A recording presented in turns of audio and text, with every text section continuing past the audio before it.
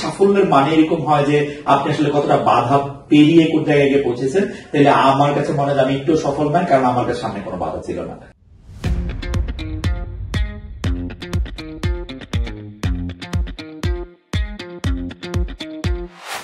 Hello, আমরা আবার এসেছি আটবিক সুহানা সাবা নিয়ে, এবং আমাদের প্রত্যেকটা এপিসোডে আমাদের খুব পছন্দের মানুষ আমাদের সাথে থাকে।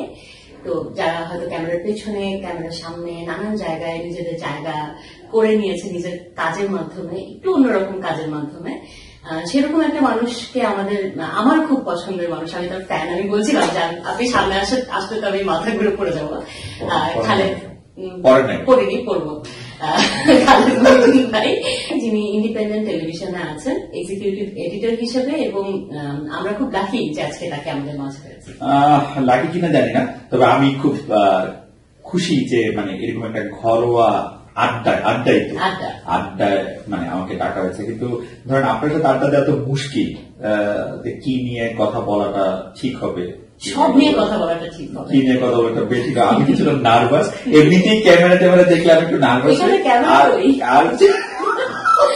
আর হচ্ছে মানে এটা বলাটা কতটা ঠিক হবে জানি না। আর হচ্ছে নায়িকা, তারপর হচ্ছে খুব সুন্দর কোনো মেয়ে, তার পাশে বসলে আমি আরেকটু নার্ভাস হই। ও মাই গড, যাই হোক, আমাকে নায়িকা এবং সুন্দর মেয়ে বলেছে। সুন্দর লেগেছে আমার, অনেক সুন্দর লাগছে, অনেক সুন্দর লেগেছে।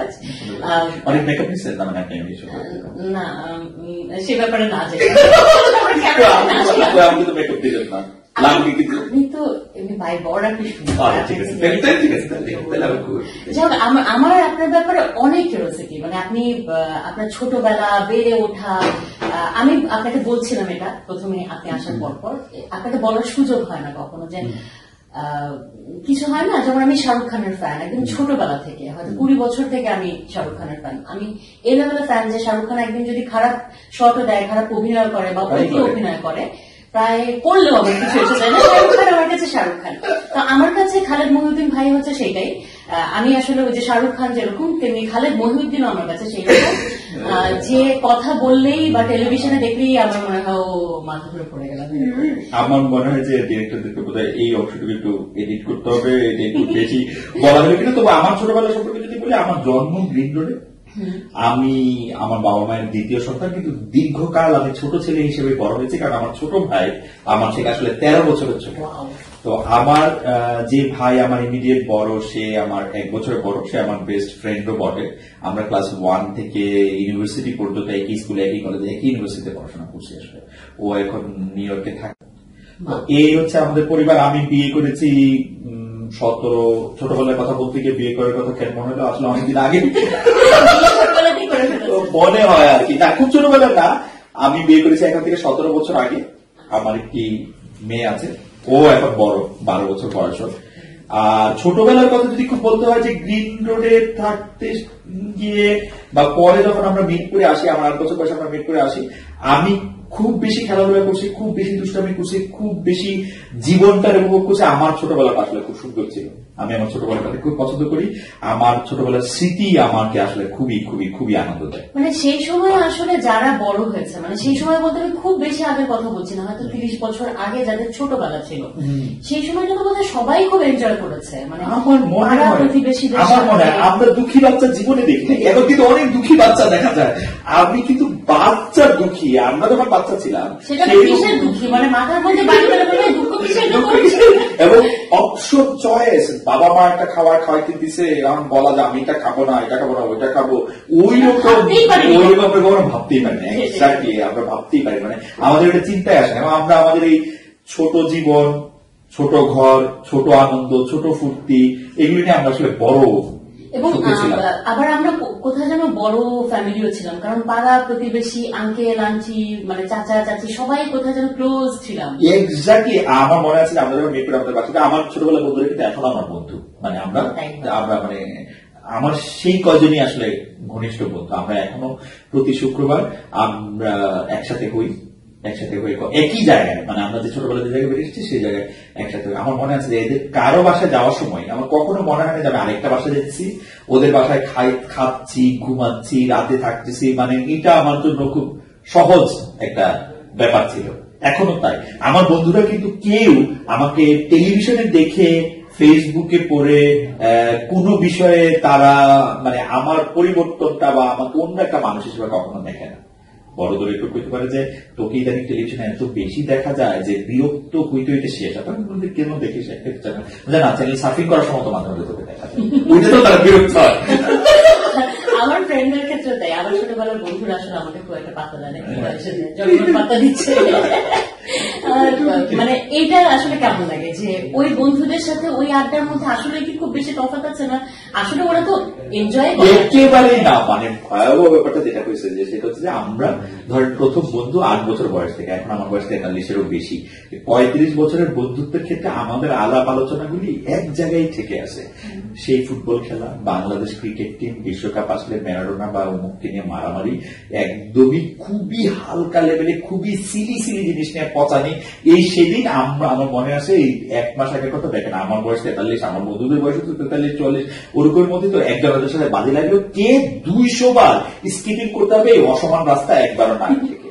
এখন মনে করেন একটা অসম্ভব কথা, এবং এটা মানে যারা খুব ওয়ার্কআউট করে তাদের জন্য এটা ঠিক আছে, এবং অসমান রাস্তার মধ্যে খুবই রিস্কি অন্ধকার, দেখা গেল যে আমরা সবাই সেই প্রতিযোগিতায় অংশগ্রহণ করতেছি, এবং সেইটা এতটাই মানে ইয়ে নিয়ে যে এরপর আমাদের জীবন মরণ ব্যস্ত। আমাদের মেয়েরা বা আমাদের বন্ধু ছেলেরা তারাও কিন্তু পরস্পর বন্ধু, তারা যখন আমাদেরকে দেখে কোনো ফ্যামিলি ট্রিপে, তারা দেখে ওদের থেকে আমরা অনেক বেশি হাউকাউ করি, অনেক বেশি মানে আক্রোশ নিয়ে পরস্পরের সাথে মারামারি করি, মানে লাইফটাকে প্রত্যেকটা মোমেন্টটাকে এনজয় করেন। খুবই চেষ্টা করি। আজকে মানে আমার খুব খারাপ লাগে, আমি আপনার তুলনায় একটু ছোট, বাট আমার এখন খুব খারাপ লাগে যে আমার তুলনায় যারা একটু ছোট তারা কোথায় যেন গিয়ে ওই জায়গাটা মিস করে। আমার মনে আছে যে আমরা যখন রেস্টুরেন্টে বসতাম, কোন রেস্টুরেন্টে, তখন ওয়েস্টার্ন গ্রিলে খুব যাওয়া হতো বা বিগ বাইটে খুব যাওয়া হতো, তো আমাদের টেবিলের আশেপাশে টেবিলে সবাই বিরক্ত হয়ে আমাদের দিকে তাকাতে এবং উঠে চলে যেত। আমরা এত চেঁচামেচি করতাম, এত মারামারি করতাম। এখনকার বাচ্চারা সবাই ব্যস্ত ফোন নিয়ে, এবং সেলফি তোলার সময় সবাই হই হই করছে, আবার সবাই ব্যস্ত ফোন নিয়ে। আমরা মূলত এই 35 বছরের জার্নিতে আমরা রেস্টুরেন্টেই বসি নাই। মজার ব্যাপার, আমরা বসেছি রাস্তার পাশে।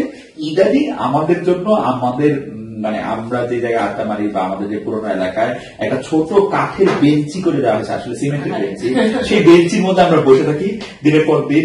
এখন বলতে বাধা নাই যে আমরা আসলে বেশিরভাগই ভালো, মানে আমার বন্ধুরা খুব ভালো ভালো অবস্থানে আছেন, তাদের মানে এটা একটা দেখার মতো দৃশ্য হয় যে আমরা শুক্রবার দিন মোরলেস বিকেল 5টা থেকে রাত 8টা, 8:30, 9টা পর্যন্ত ওই বেঞ্চিতেই বসে থাকি।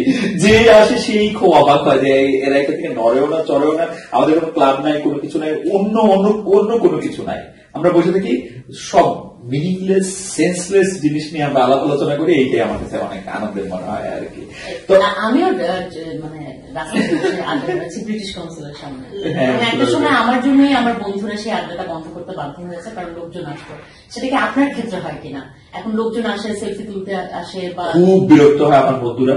এখন আমি যেহেতু আমার পুরনো বাসা যেখানে আমি আসলে 30 বছর থাকছি সেখানে আছি, সেইখানে আসলে মানুষজনের আমার প্রতি আগ্রহ কম, কিন্তু আমার বন্ধু বান্ধবরা আমাকে নিয়ে আসলে বাইরে যেতে, স্পেশালি আমাদের অনেকগুলি ফান ছিল। যে ফান হচ্ছে আমরা স্টেডিয়ামে গিয়ে গ্যালারি থেকে খেলা দেখলাম, ফুটপাথ থেকে কোনো জিনিস কিনলাম, রাস্তায় দাঁড়ায় কোনো কিছু খেলাম, সেই ফানগুলিতে তারা খুবই বিরক্ত হয় যে হঠাৎ একটা র্যান্ডম লোক এসে বললো একটা ছবি তুলি, রিক্সা দিয়ে 2জন ভদ্রমহিলা যাচ্ছে, মানে বাধা পড়ে সেই ফানটার মধ্যে। 2জন ভদ্রমহিলা যাচ্ছে, কেউ একজন বললেন যে আপনার খুব ভালো লাগে, তো এটা আমি খুব বিব্রত হই, এবং তাদের কাছে আমার প্রায় একটু মাইন্ড খাইতে হয় যে এই তোরে নিয়ে এখনো মারধর খান। হ্যাঁ, মারামারি তো মানে মারামারি বন্ধ নাই, মারামারি তো হচ্ছে আমাদের বাচ্চারাও এটা খুব সাক্ষী, খুবই মারামারি করি। বাচ্চাদেরকে এটা শিখাচ্ছেন মারামারি করতে হয় বলতে? তা না, এমনি শিখানো যায় না, এটা স্পন্টেনিয়াস আসলে। মানে আমরা হয়েছে কি, আমার বন্ধু বান্ধবদের সাথে আমি আসলে খুব বেশি সিক্রেটও শেয়ার করতে পারি না। ধরেন মানুষের জীবনে অনেক মনের দুঃখ, অনেক না পাওয়া, অনেক বঞ্চনা, আপনি বুঝবেন আরো 10 বছর পরে যে আসলে মানুষের জীবন তো পুরাটাই অনেক ধরনের অ্যাডজাস্টমেন্টের গল্প। সেই অ্যাডজাস্টমেন্টের গল্পগুলি বলার মতো আসলে আমার ছোটবেলা বন্ধুরা না। ওরা মানে আমরা যেন কোন এক কারণে ওই কৈশোরে আটকে আছি। আমাদের আসলে মানে সেই অর্থে যে খুব বন্ধু শেয়ার করলাম একজন আরেকজনের দুঃখ, ওরকমও না। আমরা ঠিক ছোটবেলার মতো কেমন জানি সুখ শেয়ার করার মানুষেরও এখন মনে হয় যে এই জায়গাটা আপনি খুব লাকি যে সুখ তো অন্তত শেয়ার করছেন, সুখ তো বাড়াচ্ছেন, সেইটাতে কোনো সত্য। আপনারা কি বন্ধুরা মিলেই একসাথে গিয়ে ইউনিভার্সিটিতে ভর্তি হলেন, মানে ইউনিভার্সিটি ভর্তি হওয়ার পেছনে একটা গল্প বলছিলেন? ইউনিভার্সিটিতে ভর্তি হওয়ার পিছনে গল্প হচ্ছে যে আমি আর মুস্তাফিজ, আমার ভাইয়ের কথা আমার বলতে হয়, আমি মুস্তাফিজ আমরা দুইজন এসএসসি এইচএসসি তে অনেক নাম্বারই পাইছি। যেমন ধরেন স্কুলে আমাদের স্কুলে আমি সবচেয়ে বেশি নাম্বার পাইছি, ও কাছাকাছি নাম্বার পাইছে। ইন্টারমিডিয়েটে আমরা দুজনই 800 বেশি নাম্বার পাইছি। তো সেই একই সাথে কলেজে একই সাথে পড়তেছি। তখন একটা জিনিস ঠিক হলো, মুস্তাফিজ প্রথমে ডাক্তার হতে চাইছিল, পরে ওইটা হয় নাই। তখন আমরা দুইজন আসলে সিদ্ধান্ত নিয়ে ঠিক করলাম আমরা হচ্ছে সায়েন্সের কোন খটোমটো সাবজেক্টে যেটা আমাদের অনেক পড়াশোনা করতে হবে সেইটা আমরা করবো না, আমরা আর্টসের কোন সহজ সাবজেক্ট করবো। আমার অন্য বন্ধুরা কিন্তু তা করে নাই সবাই। একজন হচ্ছে ইকোনমিক্স পড়তে গেল আলিগড় বিশ্ববিদ্যালয়ে, একজন ইঞ্জিনিয়ারিং করতে গেল, মানে আমি ঘনিষ্ঠ বন্ধুদের কথা বলতেছি, শুভ ইঞ্জিনিয়ারিং করতে গেল, মিলন আর্কিটেকচার করতে গেল, স্বপন একজন আছে ও ইঞ্জিনিয়ারিং করতে গেল। এরকম যদি আমি আরেকজন বন্ধুর কথা বলি, মিনার, সে পড়তে গেল হচ্ছে ব্যাঙ্গালোরে ফিন্যান্স পড়তে গেল, একজন কঠিন সাবজেক্ট। আমি আর মুস্তাফিজ ঠিক করলাম যে আমরা আর্টস পড়তে যাবো। আর্টস পড়তে গেলে যে মজাটা সেটা হলো আমরা ঠিক করে নিলাম আমরা খুব বেশি পড়াশোনা করবো না, পড়াশোনা না করে এটা হবে। আমার ক্ষেত্রে যেটা মুস্তাফিজ আগে ঠিক করেছে যে সে ফিলোসফি পড়বে, আমি কিন্তু ঠিক করা ছিল না আমার। আমরা ডি ইউনিটে পরীক্ষা দিলাম, আমাদের উপরের দিকে নাম্বার টাম্বার ছিল, যে আমি বসলাম, বসার পরে তখন মনে হলো যে ল পড়ি, পরে দেখলাম যে ল আমার হয় না। আর ওই সময় আনোয়ারুল্লাহ চৌধুরী স্যার ছিল, আনোয়ারুল্লাহ চৌধুরী স্যার বলল যে এখন অ্যানথ্রোপোলজি শুরু হয়েছে, তুমি অ্যানথ্রোপোলজি পড়ো। আমার কাছে অ্যানথ্রোপোলজি শুই না কেমন একটু এনজিও মনে হলো, আমি মনে হয় না অ্যানথ্রোপোলজি পড়বো না, জার্নালিজম পড়ি, জার্নালিজমে খুব বেশি পড়াশোনা করতে হবে না। তো যাই হোক, সেটা আনোয়ারুল্লাহ চৌধুরী স্যারের সাথে আমার কিছুক্ষণ একটু বিতণ্ডা হইলো, স্যার আমাকে অ্যানথ্রোপোলজি নিতে চাইলেন, স্যারই ডিপার্টমেন্টটা শুরু করছিলেন আর কি। কিন্তু আমি জার্নালিজমে পড়বো না, আমি জার্নালিজমে পড়বো। তো জার্নালিজমে পড়তে যাওয়ার ক্ষেত্রে স্যার একটা ভুল করলেন, সেটা খুব ইন্টারেস্টিং। স্যার ভুলটা কি করলেন, আমার আগে পরে অনেকগুলি সুন্দর মেয়ে ছিল, সুন্দর কিনা যায় না, মেয়ে ছিল আর কি, মানে না সুন্দরী ছিল হয়তো। তো স্যার ওইটার তালে তালে হোক বা অন্য কোনো কিছুতে হোক আমাকে অ্যাটাচ করে দিলেন হচ্ছে জসীমউদ্দিন হলে, সরি আমাকে অ্যাটাচ করে দিলেন হচ্ছে রোকেয়া হলে। এখন রোকেয়া হলে অ্যাটাচ করে দেওয়ার ফলে যে আমার যে বিপদটা হলো, আপনি জানেন যে ঢাকা ইউনিভার্সিটির সব কাজ প্রশাসনিক কাজ হয় হচ্ছে হল কেন্দ্রে। এখন আমি রোকেয়া হল দিয়ে তো ঢুকতে পারি না, কারণ আমি হচ্ছে একটা ছেলে, এইদিকে আমার কাগজপত্র সব হচ্ছে রোকেয়া হল থেকে বসে আছে। শেষে আমি ঢাকা ইউনিভার্সিটির কিছুই জানি না, রেজিস্ট্রার বিল্ডিং এ দৌড়াও, আবার এসে ডিন অফিসে দৌড়াও, এই দৌড়াদৌড়ি করতে করতে 2 দিন দৌড়াদৌড়ি করে সেটা আবার চেঞ্জ করে না, মনে হয় না ইচ্ছে করে করছেন। স্যার বলে তালে তালে, মানে এর আগে একটা রোকেয়া হল, আমি আপনি যদি সুন্দর বলতে গিয়ে আমাকে মেয়েদের সাথে তুলনা করে একটা মানে আমি জানি না, মানে কাইটে দিতে হবে,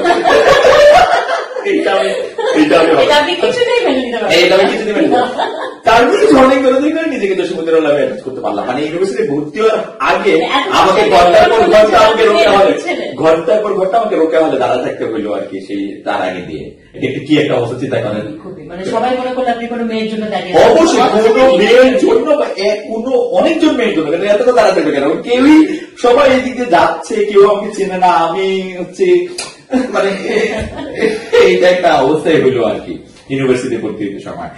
ছোটবেলার কথা যদি মনে পড়ে, ছোটবেলার কথা মানে আমি জানি না ছোটবেলায় আর কি আপনি শুনতে চান। আমার মা খুব ভয়ঙ্কর ধরনের মহিলা ছিল, এইটা খুব মনে পড়ে। একটা উদাহরণ দিলে যথেষ্ট হবে, মানে আমার মা আমাদেরকে পড়াইতেন, আমাদেরকে পড়ানোর সময় এখন এত নিয়মিত পড়লে তো সব পড়া আসলে পড়া হয়েই থাকে।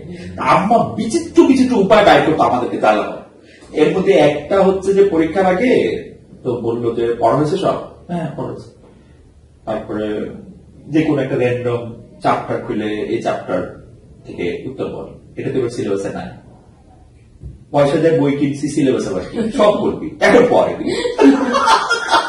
পয়সা দিয়ে বই কিনছে বলে সব পড়তে হবে, এরকম বিচিত্র কথা কারো মা জীবনে কইছি কিনা আমি এটা জানি না। সিলেবাসে মানতো না, এটা দীর্ঘ সময় পর্যন্ত, মানে এইটা কিন্তু 9-10 পর্যন্ত এইটা কন্টিনিউ, সিলেবাস হচ্ছে স্কুলের জন্য, পয়সা দিয়ে বই কিনছে সবটা করতে হবে, এই বিচিত্র। তার সাথে কোনো আর্গুমেন্ট করা যেত না, মানে তার সাথে কোনো লজিক দেওয়া যেত না, তার কথা হচ্ছে ফাইনাল কথা, সে বেশি মানে মানে আমাদেরকে খুব কথা বলার মতো যোগ্য মনে করতে, আমি তো বলছি সেই ডান আর কি। ওইটা ছোটবেলায় খুবই, বড় হওয়ার পরে অবশ্য মা যখন এরকম সহজ সাবজেক্ট খুঁজছেন, মা তখন কিছু বাধা দেয়নি?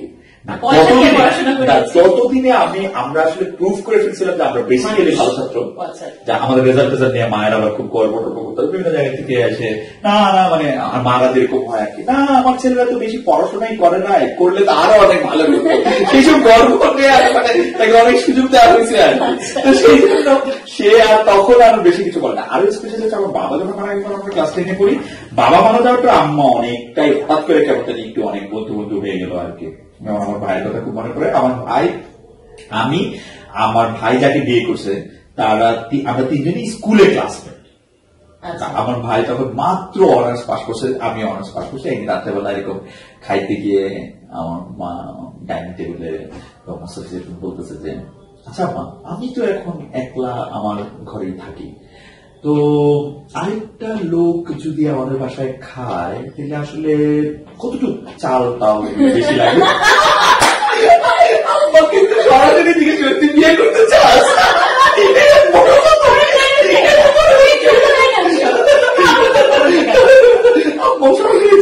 বিয়ে করতে চাস?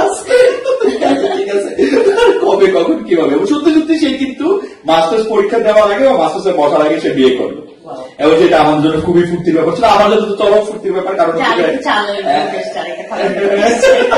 খাবার লোক আসার থেকে গুরুত্বপূর্ণ হচ্ছে যে ও যাকে বিয়ে করলো সে আবার আমার খুব মানে ঘনিষ্ঠ বন্ধুই ছিল একরকম। মেয়েরা বন্ধু হতে পারে, ও ভালো ছিল আর কি। আচ্ছা, মেয়েরা বন্ধু হতে পারে আপনি বলছিলেন, এটা কি বলেন? আমরা মানে ক্যারিয়ারের পথে আমরা পরে আসি, মেয়েরা বন্ধু হতে পারে না। মেয়েদেরকে কেন বন্ধু মনে হতো না আসলে, মানে এটা আমি কিভাবে বলবো এটা আমি ঠিক বুঝতে পারি না। যে আমার ধারণা মেয়েরা যে খুব আকর্ষণীয় সেই জিনিসটা আমি বুঝতে শিখছি পরে, মানে আকর্ষণের দিকটা।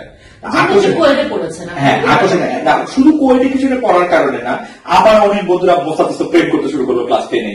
তারপরে আমার অনেক বন্ধু বান্ধবকে দেখি রাস্তায় এরকম করে দাঁড়া থাকে, আমাকে এসে বলে যে দেখ দেখ দেখ ওই মেয়েটা কি সুন্দর। আমি বুঝি না যে ওই মেয়েটা সুন্দর হলে তোর কি সমস্যা, তোর কি লাভ? একটা মেয়ে গেলে তাদের এখানে তাকায় থাকতে হবে, 3 তলায় অনেকগুলি কাপড়ের ফাঁক দিয়ে কেন একটা মেয়েকে খুঁজে বাইর করতে হবে। আমি এমনি তখনও ভালো করে বুঝি না মানে আসলে আমি খুব মিস করি ওই সময়টা। আমি এখন এটা অনেকভাবে পোষায় নিতে চাই মানে, কিন্তু সেই সময়টা আমি বুঝি না আর কি। মেয়েদেরকে তখন আমার বোঝা মনে হতো নানা কারণে। কারণ মেয়েরা ধরেন আমরা কোথাও বেড়াতে যাবো, বেড়াতে গেলে মেয়েরা তাদের ব্যাগটা একটু পরে তাদের এটা কষ্ট লাগতে শুরু করবে, ব্যাগটা নিতে হবে। মেয়েরা অদ্ভুত কাপড় পরে চলাফেরা করবে, যে কাপড় দেখলে একটা মানুষ আরেকটা মন্তব্য করতে পারে, যে তখন মন্তব্য করলে এখন আমি পাশে একটা ছেলে হিসেবে আমার দায়িত্ব হবে ওকে পিটানো বা ওকে একটা কথা করে, মানে বাদ গেছেন। এবং মেয়েরা সাথে থাকলে রাত্রেবেলা ইচ্ছা করলেই রাত্রে, আমার খুব রাতে পথে হাঁটতে ভালো লাগতো। কারণ একটা মেয়ে থাকা মানে কি, আপনি ইচ্ছা করলে পথে হাঁটতে পারবেন না। আমি ইউনিভার্সিটির সময় বলতেছি, ইউনিভার্সিটিতে যখন আমাদেরকে বলা হলো, আমাদেরকে একটা ফিচারের একটা অ্যাসাইনমেন্ট হলো যে কক্সবাজার গিয়ে আমরা একটা ফিচার লিখবো, তখন ইরানি নতুন করে হচ্ছে, আমি যে সময়টার কথা বলছি। তো তারপরে বলে দিল যে ওইখানে আমাদের ক্লাসমেটদেরকেও সঙ্গে করে নিয়ে যেতে হবে, মানে ওরাদেরকে। আমি স্ট্রংলি এটার প্রতিবাদ করলাম যে সাগরে যাবো এই 3টা মেয়ের নিয়ে, ওরা কত ঝামেলা করবে আমাদের। আমি ঝামেলার মধ্যে আমি যাইতে রাজি না।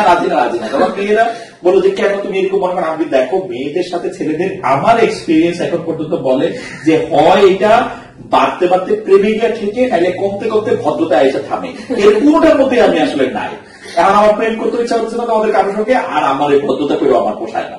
তো ফাইনালি আপনার কোনো বন্ধু নেই মানে সেই সময়? পরে অবশ্য অনেক মানে মেয়েদের সঙ্গে আমার একটা সহজ স্বাভাবিক বন্ধুত্ব হওয়ার জন্য সময়টা অনেক দেরি হয়ে গেছে আসলে, কিন্তু সহজ স্বাভাবিক। এবং মেয়েদেরকে আমি এটা মানে খুব বলতে পারি যে আমি ছেলে বা মেয়ে কাউকে আসলে তার জেন্ডার দিয়ে এখন আর বিবেচনা করি না, মানে এটা বিবেচনা করা দরকার না, মানে একটা মানুষ হিসেবে দেখতে চাই। মেয়েদের মধ্যেও আসলে অনেক মেয়ে আছে যারা আমার চেয়েও বেশি আসলে নিজে টেক কেয়ার করতে পারে, তারা অন্যের উপর কখনো বোঝা না, তারা তাদের মতো করে তারা ভালো থাকতে পারে, এরকম মানে অনেক ধারণা। আপনি মানে সাংবাদিকতা তো পড়লেন হচ্ছে সবচেয়ে সহজ সাবজেক্ট হিসেবে, তারপরে কি মনে হলো যে এই প্রফেশনে থাকবো কারণ সবচেয়ে সহজ প্রফেশন? তা আসে না, এটি একটু ব্যাকগ্রাউন্ড বলা প্রয়োজন, আমি তো আসলে খুব সক্রিয় রাজনীতি করতাম। আমার আসলে ইউনিভার্সিটি জীবনে ফার্স্ট ইয়ার সেকেন্ড ইয়ার পুরোটা সময় গেছে হচ্ছে রাস্তায় স্লোগান দিতে দিতে, বিভিন্ন স্টাডি সার্কেল করতে করতে, বিভিন্ন মানুষকে বিভিন্ন বিষয় অর্গানাইজ করতে করতে, নৈতিক শিক্ষা দেওয়ার ক্ষেত্রে, মানে অনেক কিছুর সাথে আসলে আমি জড়িত ছিলাম, যেটা হচ্ছে রাজনীতির ক্ষেত্রে যেটা হয় আর কি। কিন্তু একটা পর্যায়ে আমার রাজনীতি, আমি যে রাজনৈতিক দলটা করতাম সেই রাজনৈতিক দলটার উপর আমার এক ধরনের, মানে আমি যদি বলি এক ধরনের মান অভিমান হলো, এক ধরনের আমার কাছে এটা সুবিধাবাদের রাজনীতি তারা করে বলে আমার কাছে মনে হলো। দেন আমি ঠিক করলাম যে আমি রাজনীতি করবো না। এবং পাশাপাশি আমার আরেকটা জিনিস তখন খুব বড় হয়ে উঠলো, যে আমি একটু বড় হইলাম আসলে, তখন আমার মাথায় ঢুকলো হচ্ছে যে আমার বাবা নাই, আমি খুবই নিম্ন মধ্যবিত্ত পরিবারের একজন, আমার আসলে যা করার নিজে করতে হবে, চাকরি পাইতে হবে। তো ওর জন্য আমার আসলে পড়ালেখাও কনসেন্ট্রেট করতে হলো অনেকখানি বেশি আর কি। তো অনেকখানি পড়ালেখা কনসেন্ট্রেট করলে যেটা হয়, আর কোনো দিকে মনোযোগ দেওয়ার খুব বেশি সুযোগ আমার ছিল না। আমি পড়ালেখাটাই আসলে ভালো করে পড়লাম আর কি। আপনার প্রথম মানে এরপর ঢাকা ভার্সিটির পরে, মানে ঢাকা ভার্সিটিতে মাস্টার্স করলেন? ঢাকা ভার্সিটিতে আমি মাস্টার্স করলাম। মাস্টার্সে আমরা 4 জনের ফার্স্ট ক্লাস পেয়েছিলাম। তো 4 জনের মধ্যে একজন তো টেলিভিশনে খুবই পরিচিত, জনপ্রিয়, আপনারা জানেন হয়তো, সামিয়া রহমান। শান্তি হায়দার, ওকে আপনারা চেনেন না, উনি রশিদ হায়দারের মেয়ে। আরেকজন ডক্টর আসাদুজ্জামান, উনি পিএইচডি করে আছেন। এরা খুবই খুবই ভালো ছিল। এই 3 জনের সঙ্গে ব্র্যাকেটে আগে আমার নামটা যুক্ত হলো। ওরা 3 জনই পাবলিক ইউনিভার্সিটিতে জয়েন করলো। আসলে ওরা 3 জন ঢাকা ইউনিভার্সিটিতে পড়ায়। আমার সেটা পড়া হলো না। আমি জয়েন করলাম হচ্ছে প্রথম আলোতে। আমি মেলা দিন কাজ করলাম। মাঝখানে হচ্ছে আমি বিসিএস পরীক্ষা দিয়েছিলাম। বিসিএস পরীক্ষাটা আমার আসলে খুব মানে ভালো পরীক্ষা হয়েছিল। আমি কম্বাইন্ড সেভেন্টি পেয়েছিলাম। আমি ম্যাজিস্ট্রেট হিসাবে জয়েনও করছিলাম নরসিংদীতে। আমি 3 মাস ম্যাজিস্ট্রেট ছিলাম। 3 মাস 100 দিন টু বি প্রিসাইজ। তো তারপরে ফিরে আসি প্রথম আলো। আমি তারপরে, মানে আপনার সেই এক্সপেরিয়েন্স একটু শেয়ার করেন, এটা তো অনেকে জানেই না। ম্যাজিস্ট্রেট ছিলেন, ম্যাজিস্ট্রেট যখন ছিলাম সেটার মধ্যে আবার একটু কাহিনী আসে। আমার বাবা মাঝারি মানের ক্যারানি ছিলেন। তাদেরকে আদর করে স্টেনোগ্রাফার বলা হতো, শার্ট লিপিকার, সচিবালয়ে কাজ করতেন। তো আমার মা আমার মাথায় একটা কথা প্রায় ঢুকাইছিল যে অফিসার বা বিশেষ পরীক্ষা টরীক্ষা দিলে ভালো টালো হ্যান দেন। কিন্তু মেইন সমস্যাটা হয়েছিল হচ্ছে বিয়ে করতে গিয়ে। আমার শ্বশুর চাকরি করতে হচ্ছে ব্যাংকে। আমি যে মেয়েটাকে বিয়ে করছি ওর সঙ্গে আমি আসলে প্রেম করতাম। ও আমার কানের কাছে বিভিন্ন সময় বিভিন্ন ভ্যানর করতেই থাকে। না, ভ্যানরটার মেইন বিষয় হচ্ছে সাংবাদিকতাটা আসলে বুঝাই যায় না যে জিনিসটা কি। আমরা যখন সাংবাদিকতা করতাম তখন মানুষ যখন জিজ্ঞেস করতো যে ভাই কি করেন, সাংবাদিকতা করি, তখন পাশাপাশি জিজ্ঞেস করতো আর কি করেন। সো এটা পেশা হিসাবেই আসলে খুব দাঁড়ায় নাই। তাই কারণ কাছে কেন ভ্যানর সারাক্ষণ করতেই থাকে। তো আমি চিন্তা করে দেখলাম যে সব দিকে আমি যেহেতু আমার যেহেতু টাকা পয়সা নাই, আমার হইলো এখন ভাড়ে কাটতে হবে। এখন সেই ভারটা কি হইতে পারে? সেই ভারটা হইতে পারে হচ্ছে যে আপনি যদি বিশেষ পরীক্ষা দিয়ে, তো সেই জন্য বিশেষ পরীক্ষার জন্য বসা, এবং যথারীতি আমি বিশেষ পরীক্ষা আমার চাকরি হয়ে যাওয়া, এবং বিশেষ পরীক্ষা চাকরিটা হয়েছে আমি জয়েন করার আগে বিয়ে করছি। হ্যাঁ, আমার একদম চাকরি যখন গেজেট হয়ে গেছে আমি বিয়ে করছি। বিয়ে করার পরে 3 মাস চাকরি করছি, 100 দিন, তারপর আবার চাকরি ছেড়ে দিচ্ছি। আমার শ্বশুর এসে আমাকে, আমার মনে আছে যে আমাকে বলতেছে যে আমি আরেকটা বিষয় একটু কথা বলি, মানে আমার শ্বশুরের সাথে আমার এরকম সরাসরি খুব কথাবার্তা হতো না, কারণ আমার এই ডাক গুলি না ঝামেলা আছে। যে মানে আমার কাছে একটা ইনসেস্ট মনে হয়, বাঙালি কেন এটা আবিষ্কার করলো যে মানে পার্টনারের বাবা মা করতে হয়, প্র্যাকটিক্যালি তারা কেন ভাই বোন হয়ে যেতে চায়, আমি এই জিনিসটা কখনোই বুঝতে পারি না। এটা আমার জন্য একটা খুবই আজব ব্যাপার। এটা পৃথিবীর কোথাও আছে কিনা আমি জানি না, মানে কেন, মানে তারা মানে এই অজাচারটা তাদের মধ্যে কেন, আমি ঠিক জানি না। আমি আসলে শ্বশুর এসে জিজ্ঞেস করছি যে শুনলাম তুমি নাকি চাকরি ছেড়ে দিচ্ছ। আমি বললাম যে জি। কেন? বলতে হ্যাঁ টাকার জন্য। এখন যেখানে চাকরি করতেছো, মানে সরকারি চাকরিটা পেতো না, চাকরি যেখানে যাবো আমি আমার প্রথমত যাবো, কত টাকা? এখানে 6,000 টাকা দিয়ে, ওখানে 12,000 টাকা দিয়ে। খুব কি বেশি? ওই সময় আসলে উনি অনেক টাকা বেতন পান, উনি একটা ব্যাংকে বড় চাকরি করে, অনেক টাকাই বেতন পায়, মানে অনেক টাকাই বেতন পায়, ওনার জন্য 6,000 টাকা দিতে পারে। তো উনি বলেছে 6,000 টাকা কি খুব বেশি? আমি বলছি জি যাবো, আমার জন্য তো এটা অনেকই বেশি। তো ওই আর কি, ওই চাকরি ছাড়া দেওয়া। আমি আবার মাঝখানে ইংল্যান্ডে মাস্টার্স করলাম। সেটা ব্রিটিশ গভর্নমেন্টের স্কলারশিপে জার্নালিজমে, ওইটা করে ফিরে এসে ডিডি নিউজে জয়েন করেছিলাম নিউজ এডিটর হিসেবে। ডিডি নিউজ ছেড়ে গিয়ে আমি ওয়ারেড টেলিকম, তখন ছিল এখন নাই, এয়ারটেলের সাথে মার্চ হয়ে গেছে, সে ওয়ারেড টেলিকমের মিডিয়া পাবলিক রিলেশনস দেখতাম কিছুদিন, ওয়ার্ল্ড ব্যাংকে কাজ করেছি কিছুদিন, তারপরে হচ্ছে খবরের কাগজ সম্পাদনা করতাম একটা আমাদের অর্থনীতি সাপ্তাহিক কাগজ মিডিয়া ওয়াচ, তারপরে থেকে হচ্ছে 20 বছর। আমার কেরিয়ার তো 20 বছরের, মানে অনেকে বলে যে আপনি দেখতে এত বয়স লাগে না, সেটা শুনে আমি খুশি হই, কিন্তু বয়স তো হয়েছে আসলে। আমার খুব ইন্টারেস্ট, আমাদের 40 বছর বয়স হইল, আব্বা আমেরিকা থেকে ফোন করছে, কি তুই ফেসবুকে দিছিস তোর বয়স 40 হচ্ছে? হ্যাঁ। কোথা থেকে তোর বয়স 40 হইল? তুমি হিসাব করো, তাহলে বুঝবা কোথা থেকে 40 হয়েছে। না, এটা আরেকটা কারণ হতে পারে যে আপনার বয়স বাড়ার সঙ্গে সঙ্গে তো মায়ের এক্স্যাক্টলি সেইটাই মেইন কারণ তো বটে। আমি কি আর এটা বুঝি না? তুমি ডু দ্য ম্যাথ। না, কিন্তু আসলে 40 বছর 50-60 বছরও মানুষের এত ইন্টারেস্টিং ক্যারিয়ার হয় না, এবং যখন আপনি যেটা করতে চেয়েছেন আপনার অ্যাচিভমেন্ট গুলো কিন্তু সেই লেভেলে গেছে। সো ফার এটা যদি এরকম হয়, জীবনটা যদি আমার ধারণা যে আমি ভালো খাইছি ভালো থাকছি, ওরকম রোগশোক নাই, আমার ধারণা আমি 85-86 বছর পর্যন্ত বাঁচবো, সেই হিসাবে যদি আমি ধরে নিই যে আমার জীবনটা হচ্ছে অর্ধেক হয়েছে, সেই অর্ধেকটা যদি একটা ফুটবল খেলায় আমি একটু কনভার্ট করি, তাহলে আমি হচ্ছে 3-0 বলে আগে আসি আর কি এই মুহূর্তে। বাকি হাফ টাইমে কি হবে আমি জানি না। এই পর্যন্ত জীবন আমি খুবই ব্লেসড। আমি প্রস্তুতি হচ্ছে পরীক্ষা ভালো দিছি, পরীক্ষা যা দিয়েছি তার থেকে নাম্বার বেশি পাইছি, নাম্বার যা পাইছি তার থেকে বেশি মূল্যায়িত হয়েছি, সবসময় সবকিছু আমার পক্ষে গেছে। এটা মানে মানে মানে এটা কি বলবো আমি জানি না যে মানে এরকম ভাগ্য কারো হয় কিনা। এবং কেরিয়ার নিয়ে আমি কোথায় গেছি আমি জানি না, কিন্তু আমি যা করতে চাইছি বা যা করতে হইতে চাইছি তা করি নাই, এরকম একটি ঘটনাও নাই। আপনি লাকি, এবং আপনি আসলে লাকটাই বেশি আসলে না, আসলে কর্মঠ হওয়া লাগে, যে কোনো একটা জিনিস দিলে তো হয় না। কর্মঠের ব্যাপারটা আসলে আমি এভাবে বিবেচনা করি যে মানে লাখটা কেন আমি আঁকায় রাখি, আমি তো আসলে কাজই করি না, আমি যেটা করি সেটা আমি এনজয় করি। যেমন ধরুন আমি আপনার সাথে কথা বলছি, এখন আপনার সাথে কথা কওয়ার জন্য হয়তো এটা আমার পেশা না, কিন্তু আপনি দেখেন আমি কথা বলতে ভালোবাসি, আমার কথা কওয়াটাই পেশা, এটা কি হইতে পারে নাকি কোনোদিন? যে আমি আমার মেয়েরে আর আমার বউরে ওই দিন আমি বলতেছি যে শোনো তোমরা কোনো কথা না, কথা আমার কথারই দাম আছে, তারপর তারা দুজনেই খুব সিরিয়াস হয়ে গেছে। আমি দেখো আমি কথা বেচা খাই, আমার কথারই তো দাম আছে, তোমাদের মানে এটা তো স্বীকার করতেই হবে, স্বীকার করা ছাড়া কোনো উপায় নেই। এরকম হয় নাকি? আড্ডা দেওয়ার জন্য টাকা পাচ্ছি, কোন একটা জায়গায় একটা মানুষকে অকওয়ার্ড প্রশ্ন করার জন্য টাকা পাচ্ছি, ধরেন কোন একটা রাজনীতিবিদকে খুব একটা বিপদে ফেলার জন্য টাকা পাচ্ছি, এটা তো মানুষের জন্য ড্রিম, মানে এটাকে আপনি জব কেমনে করেন, এর জন্য আপনি কর্মঠ ব্যাপারটা কেন এরকম করে বলবেন? আমার তো মনে হয় যে মানে হ্যাঁ বাকি জীবনটা কি হবে আমি জানি না, বাকি জীবনটাতে নানা ধরনের অশনি সংকেত হতে পারে, যে এইটা হইতে পারে, ওইটা হইতে পারে, ওইটা হতে পারে, কিন্তু এই 43 বছরের জীবনে 3-0 মানে এটা মানে আমি খুবই মনে করি। আপনার এখন আপনি ইন্ডিপেন্ডেন্ট চ্যানেলে টেলিভিশনে যে আপনার কিছু পপুলার অনুষ্ঠান আছে, মানে যেটার জন্য আসলে আমার মনে হয় না, মানে ম্যাস পিপলের কাছে পৌঁছেছে, কারণ আমরা আপনাকে নামে চিনতাম, আপনার নাম পড়েছি, নাম জেনেছি নানান জায়গায়, কিন্তু সামনাসামনি আপনার এই যে আপনি বলেন অকওয়ার্ড কোয়েশ্চেন করেছেন আপনি, সেই জন্য আমরা আপনাকে চিনি। মানে আপনি কি সুন্দর করে হেসে হেসে মানুষকে যেটাকে আমি ভদ্র ভাষায় বলা যায় সাইজ করে দিলেন আপনি, একটা নর্মাল লাইন সেটাকে আপনি এত মজা করে বলতে পারেন।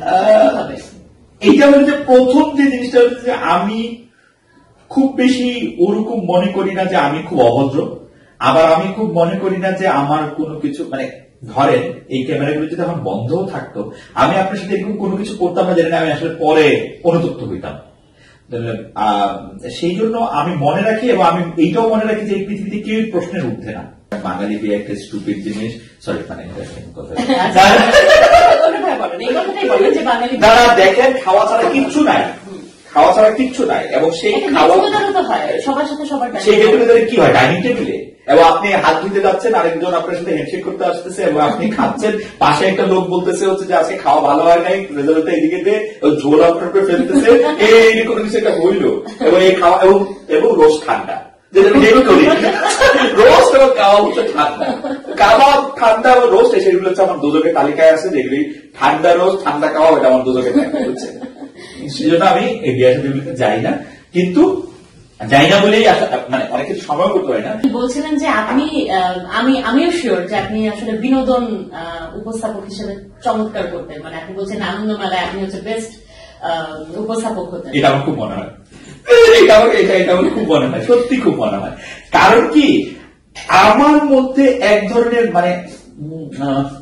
মানে সবকিছুর লাইটার সাইডটা দেখার একটা খুব প্রবণতা আছে। আমরা যে কোনো কিছুর মানে যে কোনো সমস্যার বলেন ইয়ার বলেন, আমি আসলে আমার নিজেকে নিয়ে ফান করতে পারি, আমার বাবা মাকে নিয়ে ফান করতে পারি, আমার বউ বাচ্চা সবাইকে নিয়ে ফান করতে পারি, মানে আমার এটাতে আমার কোনো অসুবিধা নেই, নিজেকে নিয়ে আমি ফান করতে পারি। হচ্ছে সবচেয়ে বেশি আমার মধ্যে যেটাকে বলা হচ্ছে ভাব গাম্ভীর্য, সেই জিনিসটা আসলে নাই, এবং সেটা নাই এবং সেটা আমি কোশ্চেন করতে পারি। যেমন আমি আসলে একটা 24 ঘন্টা নিউজ টেলিভিশনের উপরের দিকের লোক হিসেবে আমি একদিন জিজ্ঞেস করলাম কি, সারাদিন ওরা খবর করছে ঈদের দিন, জিজ্ঞেস করলাম যথেষ্ট ভাব গাম্ভীর্যের মধ্যে দিয়ে ঈদ পার হয়েছে, আমি বলছি এই লাইনটা আমাকে একটু বুঝায় বল, ভাব গাম্ভীর্য জিনিসটা কি আসলে। তারপরে হচ্ছে আমি একদিন সেই যে ছোটবেলা থেকে শুনে আসছে কপি পেস্ট হচ্ছে, কিন্তু কেন হচ্ছে এটা কেউ জানে না। তারপর হচ্ছে আমি একদিন খুব সিরিয়াস একটা অনুষ্ঠানে গিয়ে আমি বললাম যে এই বিনম্র শ্রদ্ধা জিনিসটা কি, মানে নম্রের চেয়ে বিনম্রটা কি, শ্রদ্ধার মধ্যে কি নম্রতা নাই, মানে একটা কি উগ্র শ্রদ্ধা হইতে পারে কিনা, একটা বিনম্র শ্রদ্ধা থাকতে হবে, ওই রকম আর কি। আমি আমার কাছে মনে হয় আমি লাইটার সাইডটা আমি আসলে দেখতে পারি। আরেকটা জিনিস হচ্ছে যে আমার একটু সুবিধা আছে, এটা হচ্ছে যে যোগাযোগের একটা ছাত্র হিসেবে আমি কমিউনিকেট করতে পারি। ধরেন যে অডিয়েন্সটা আমার অজানাও তাকেও আমি আসলে কমিউনিকেট করতে পারি। আর আমি যেহেতু ক্লাসরুমে পড়াই, ধরেন জাহাঙ্গীরনগর ইউনিভার্সিটিতে তো এখনো যাচ্ছি, ঢাকা ইউনিভার্সিটি ইদানিং যাই না, গত 2 সেমিস্টার 3 সেমিস্টার আমার যাওয়া হচ্ছে না। আমার যেটা হয় সেটা হচ্ছে যে ক্লাসরুম হচ্ছে একটা মানে আপনার পারফরমেন্সের সবচেয়ে বড় পরীক্ষা। কারণ হচ্ছে আপনি একটা বোরিং জিনিস নিয়ে মাস্টার্স লেভেলের, অনার্স লেভেলের 30 জন 35 জন 40 জনকে আপনি আটকে রাখতে পারছেন কিনা সেটা দেখা। তো সেটা দেখার পরে আমার এটা এই বিশ্বাস আমার জন্মাইছে যে আমি আসলে এরকম একটা অনুষ্ঠান, মানে আমার উচ্চারণ খারাপ, আমি একটু খ্যাত আছি, কিন্তু ওই সবকিছু বিবেচনা করলেও আমার মনে হয় যেটা আমি ভালোই করতাম আর কি। এই এখন তো হঠাৎ করে আমাদের অনেকগুলো চ্যানেল বাংলাদেশে চলে এসেছে, মানে আপনারা যখন এসেছেন সেই সময়ও তো অনেকগুলো চ্যানেল এসেছে, তার মধ্যে একটা নিজস্ব জায়গা তৈরি করেছে এবং একটা ক্লাস তৈরি করেছে ইন্ডিপেন্ডেন্ট টেলিভিশন। সেটা মানে সেটা কেন, কি মাথায় রেখে? কিন্তু আমি আবার আরেকটা প্রশ্ন করতে চাই যে ওই ক্লাসটা মেনটেন করতে গিয়ে কখন আপনারা ম্যাথ পিপলকে হারাচ্ছেন কিনা, মানে আপনারা কি দুইটা ক্লাসে ব্যালেন্স করতে পারছেন, কি মনে হয়? আপনার প্রশ্নটা মানে আপনার প্রশ্নটা ঠিক, মানে আপনার দুইটা অবশ্যই ঠিক। আমরা আসলে প্রথম থেকে চাইছিলাম যে আমরা একটা ট্যাবলয়েড ধর্মী সংবাদ সংস্থা হব না। যারা আমাদের কাছে কোন একটা খবর পাবে তারা জানবে যে এই খবরটা ঠিক। আমরা কি স্ট্যান্ডার্ড মেনটেন করতে চাইছি। আমাদের পোশাক আশাক যারা আমরা টেলিভিশনের সামনে আসি সেটার মধ্যে আপনি দেখবেন যে আমরা কোনোদিন কোনো র্যান্ডম কোনো কিছু একটা পরে বা রঙের ক্ষেত্রে, পেছনে ব্যাকগ্রাউন্ডের ক্ষেত্রে এরকম কোনোটা আমরা করি না। আমরা একটা স্ট্যান্ডার্ড মেনটেন করতে চাই এবং সেইটা আমরা অর্জন করছি আসলে। এটাতে মানে আমরা মনে হয় যে ইন্ডিপেন্ডেন্ট টেলিভিশনের এই কথা সবাই বলে, আবার ওই কথাটাও হয়তো কিছুটা সত্যি যে মাস পিপল ঠিক আমাদের ইন্ডিপেন্ডেন্ট টেলিভিশনে একটা অন্য টেলিভিশনে যা পায় আমাদের টেলিভিশনে সবসময় তা পাবে, ব্যাপারটা এরকম না। কারণ আমরা আসলে ধরেন খুব রগের বিষয়গুলি নিয়ে খুব বেশি হইচই করতে পারি না আর কি, বা করি না। ঢাকা শহরের রাতের ঢাকা হোটেল এই সেই এইগুলি জিনিসটা আমরা জীবনে স্টোরি করবো এটা আমরা ভাবতেও পারি না আর কি। বা বাংলাদেশে ক্রাইম যেগুলি 17 লক্ষবার দেখানো হয়েছে সেটাকে আবার একটু রগরগে করে দেখানো, এগুলির মধ্যে আসলে আমরা বা কারো জীবনে একটা খুব একটা দুঃখজনক ঘটনা ঘটলো সেটাকে ফুলায় ফেপে আমরা একটু ব্যবসা করা, কেউ একটা অনেক গর্তে পড়ে আছে রান্না কথা ঘটনা ধরুন আমরা গিয়ে জিজ্ঞেস করা যায় ভাই আপনি কেমন আছেন, ওগুলো আমরা নাই করতে চাইছি আর কি। বা কোন একটা বাচ্চা কোন একটা কিছুর মধ্যে পড়ে গেছে তার বাবা মাকে ধরে, মানে যেগুলি মানুষ দেখতে চায় এর সবটাই যে আমরা দেখাতে পারছি তা না, কিন্তু এর বেশিরভাগই আমরা আসলে ডেলিভারিটি দেখাই না। মানে একটা জিনিস হচ্ছে গিয়ে ব্রেকিং নিউজটা একটা সার্টেন টাইমে বোধহয় দেখানো হয়।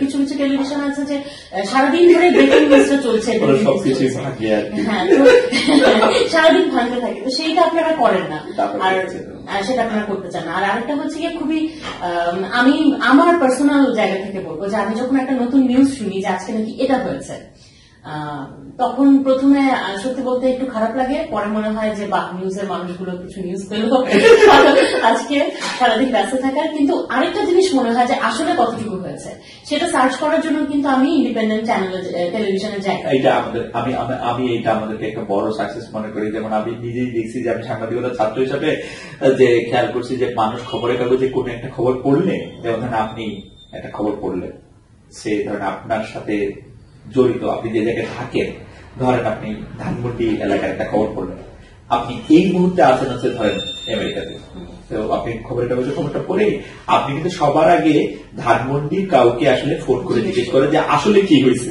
তার মানে পত্রিকায় পড়ার পর আপনার প্রথম কাজ হয় জানা যে আসলে কি হয়েছে, কারণ আপনার মানে বিশ্বাসটা আমাদের উপরে আর সেই জায়গাটাতে নাই। এবার আমরাও আমাদেরকেও যে সবাই খুব 100% বিশ্বাস করবে সেইটা আমি মনে করি না, কিন্তু যেইটা আমরা এনশিওর করতে চেষ্টা করি যে অন্তত মানে ডেলিভারিটলি আমরা যেন ওরকম ট্যাবলেট না হয়ে যাই আর কি, সেটা আপনারা খুব সাকসেসফুলি করছেন। এবং মানে আমি বলবো যে আপনি আপনার মতো কাজ করে যান। আপনি যেমন জীবনে আমি এতটুকু শুনে এত ভালো লাগলো যে আপনি কোন জায়গায় কোনো বাধা পাননি, সেটা আপনি নিজে অ্যাচিভ করে নিয়েছেন। না, আমার অ্যাচিভমেন্ট আমি একটু কারেক্ট করছি, এটা আমার অ্যাচিভমেন্ট কিনা আমি জানি না, কিন্তু সত্যি যদি সাফল্যের মানে এরকম হয় যে আপনি আসলে কতটা বাধা পেরিয়ে কোন জায়গায় গিয়ে পৌঁছেছেন, তাহলে আমার কাছে মনে হয় আমি একটু সফল নয়, কারণ আমার কাছে সামনে কোনো বাধা ছিল না। সত্যি আমার জীবন এতটাই স্মুথ ছিল যে এটা আসলে সোফা বাকি জীবনটা কি হবে জানি না, যাক রেকর্ডে থাকলো 43 বছর 43.5 বছর পর্যন্ত জীবন স্মুথ ছিল না। এটা আপনি ভাবছেন স্মুথ ছিল, আসলে স্মুথ না, কারণ আপনি ওই যেটাকে বলে সোনার চামচ মুখে দিয়ে বেড়ে ওঠা তা না। আপনি ওই পরিমাণ খেটেছেন এবং আপনি আসলে ফিলই করেননি কোনো বাধা, এবং সেটা উপরওয়ালা আপনাকে ওই জায়গাটা। আর আমার মধ্যে একটু সন্তুষ্টি, আমি একটু সুখী মানুষ। আমি 4,000 টাকা বেতন দিয়ে আমার চাকরি দেওয়া শুরু করেছি, তখন আমার কাছে টাকাটা এত বেশি মনে হইতো, সিরিয়াসলি 4,000 টাকার মধ্যে আমার অনেক টাকা মনে হইতো যে অনেক টাকা, এখন অনেক টাকা করতে পারি, এখনো অনেক টাকাই মনে হয়। সেটা অবশ্যই অনেক টাকা। মানে আমার দোয়া, ভালোবাসা সবকিছু আপনার জন্য থাকবে। কিছু বলার থাকলে আপনি বলেন। Thank you so much. আমার আলাদা করে কোনো কিছু বলার নেই, আপনার সাথে কথা বলে খুব ভালো লাগলো, কিন্তু আমি জানি না যে নিজের কথা নিজে এত বেশি বইলা ফেলাটা খুব ভদ্রতা হইল কিনা, কিন্তু আমার তো কিছু করার না, আমি সেরকম ভদ্র মানুষও না। তো আপনারা আমাদের যা দেখলেন আমি আসলে তাই, মানে এটার মধ্যে কোনো কিছু যোগ বা বিয়োগ করা নাই, যোগ বিয়োগ করা শিখবো জীবনের বাকি অধ্যায়। তবে এই পর্যন্ত আপনাকে ধন্যবাদ, যারা মানে চিন্তা করছেন, আপনি নিশ্চয়ই একলা চিন্তা করেন নাই, আরো কয়েকজন মিলে নিশ্চয়ই চিন্তা করছেন যে এটার মধ্যে আমাকে ডাকবেন, এর জন্য আপনাকে আমাদের বেশি করে ধন্যবাদ। ধন্যবাদ খালেদ ভাই আমাদেরকে সময় দেওয়ার জন্য। আমাদের দর্শকদের বলতে চাই যে আমি খালেদ ভাইয়ের পিছনের চেহারার, মানে সেই ভদ্র খবর মার্কা চেহারার পেছনে যদিও আমরা একটু বুঝতে পারি যে খালেদ ভাই আসলে এত ভদ্র, এত লক্ষ্মী মানুষ না, একটু মজার মানুষ, তার পিছনের গল্পটার স্টোরিটা আমার মনে হয় যে আমরা যতটুকু একটু বুঝতে পারি আপনারাও কিছুটা বুঝতে পেরেছেন, এবং যদি কিছুটা হলেও বুঝতে পারেন এটাই আসলে আমাদের সাফল্য। আমরা সেটাই চাই, পিছনের গল্পটা আপনাদেরকে আপনাদের মাঝখানে তুলে নিয়ে আসার জন্য সেই চেষ্টাটাই করলাম। এবং আমার তো খুব চমৎকার সময় কেটেছে, আমার মনে হয় যারা এই অনুষ্ঠানটা দেখছেন তাদের খুব খুব ভালো লাগছে। চা বাদাম ছিল না, ওরা নিয়ে বসে এতজনকে দেওয়া সম্ভব না। তো ভালো থাকুন, নেক্সট এপিসোডে আপনাদের মাঝে নিয়ে আসবো আড্ডা উইথ সোহানা সাবাতে।